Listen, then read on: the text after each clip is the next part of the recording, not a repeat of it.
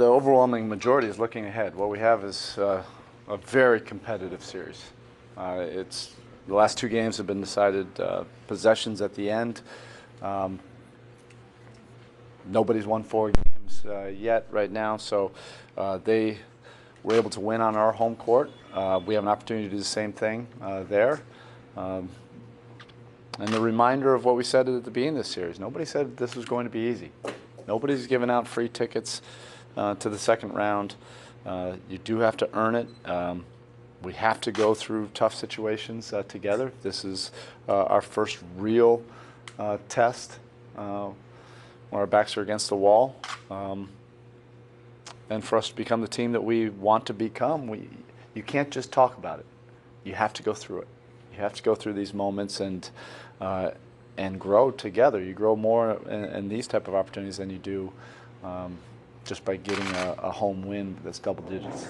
What's the edge you want guys to take up there? Do you want it to be just your confident 50-win team already this season, or do you want there to be some element of anger from the way Game 4 and Game 5 kind of shook themselves out? Yeah, anger is fine if it's channeled the right way, but we have to play confident and free of mind to understand that it's super competitive, this series. And there's a lot of things that we've actually done well and good enough to win, where the series could be flipped, where we're ahead 3-2 very easily. You know, frustration is what we can't bring up there, and that's what today is, just leaving that all behind us and getting ready for a great opportunity.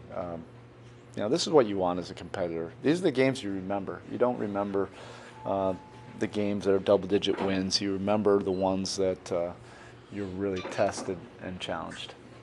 Erik, the things you want to polish offensively, you're getting the shots you want, the turnover numbers? A little bit of both. I mean, it's just 2 competitive teams. You know, they shot 40%. I think we shot 43%. Yeah, so it's right there.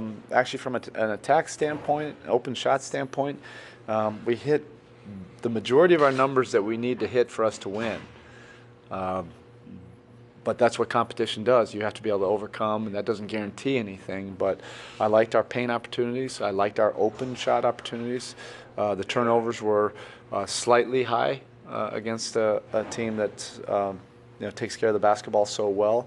But our turnovers weren't overwhelmingly bad. It was still manageable, but there's certainly some things that we've been doing well, and that's where you just have to stay with it. And there's perception versus reality. There's our defensive numbers, you know, have been good. They're a challenging team to limit the threes and the penetration.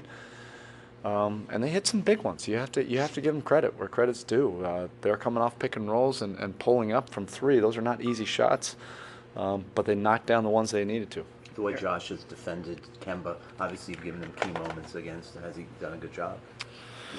It's 2 competitors going at each other. Yeah, and Walker doesn't make it easy, but both those guys have really been competing. Goran has been tremendous with his competitive level defensively. I thought he was very good last night. So again, the margin is very slim.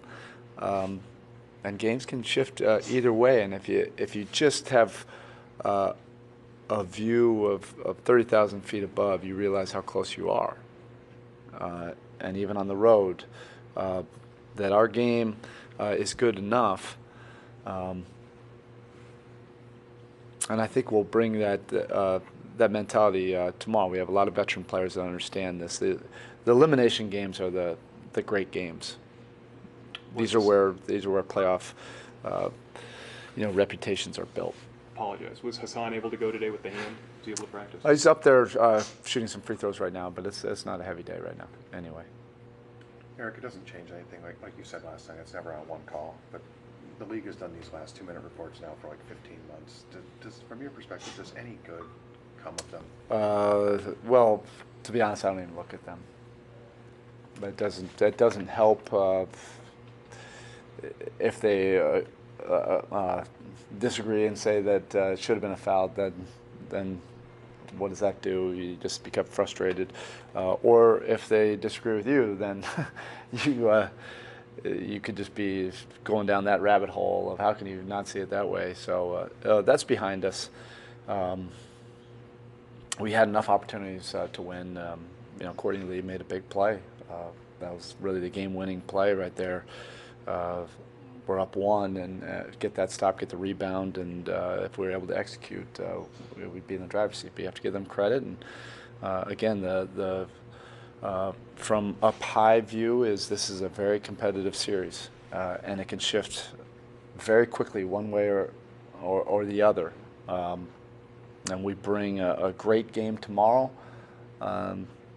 Then obviously the pressure can shift very quickly again. When you're a team that typically sends a lot of people to the defensive glass, particularly in that situation when you've got to get that rebound. Yeah. Is the long rebound the toughest thing to defend? Because if you've got guys crashing more often than not, it's going to sail over. Yeah, we've been a very good rebounding team this year. The tough ones are perimeter jump shots that lead to long rebounds. Those are up for grabs, and your instincts are to bring yourself to the rim. And even if you're blocking out, and sometimes the offensive player has a better read on where it's going. But we have enough habits that we've gotten those big rebounds when we needed to. We just weren't able to do it these last 2 games.